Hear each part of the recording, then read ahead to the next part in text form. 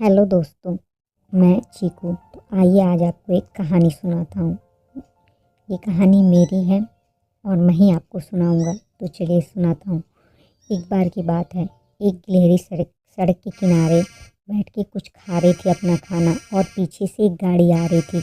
उसने उसको गाड़ी को ध्यान नहीं दिया, लेकिन जब तक उसने ध्यान दिया वो एकदम चौंक गई और बहुत ज़ोर से चिल्ला के खेतों की तरफ भागी। बहुत ज़ोर से वो चिल्लाती हुई एकदम से घबरा के खेतों की तरफ वो भागी, जंगल की तरफ।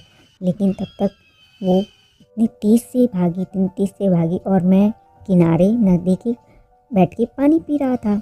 लेकिन वो तो भागते भागते भागते इतनी तेज़ी से भागी कि वो उसमें गिर गई नदी में, और वो लगी डूबने। और नदी का बहाव इतना तेज़ था, मैं किनारे होकर यहाँ एकदम देख रहा था। तब तक मैं दौड़ते हुए गया, उसे बहते हुए देखता हुआ। सोचा मैं उसको पकड़ लूँ, लेकिन नहीं पकड़ पाया क्योंकि वो बहुत अंदर तक चली गई थी। वो बहती चली जा रही थी नदी के अंदर। मैं किनारे से देख रहा था।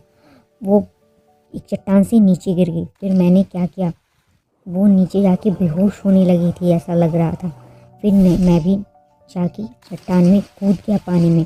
फिर उसको चट्टान से नीचे से मैंने उसे निकाला। तब तक वो बेहोश हो गई थी। मैंने उसे उलट पलट के सब कुछ देखा, लेकिन वो होश में आने का नाम नहीं लेती। फिर मैं दौड़ते हुए लेके गया उसको एक किनारे की तरफ, और किनारे पे बहुत तेज़ी से दौड़ते दौड़ते गया। किनारे पे मैंने उसको वो अपने पैरों से हाथों से होश में लाने की कोशिश की, और वो बच्चा हाँ होश में आ गया। फिर मैं उसे घर पे लेके गया। जो उसको थोड़ी बहुत चोट लगी थी ना, उसको पट्टी पट्टी किया, खाने पीने को उसको दिया।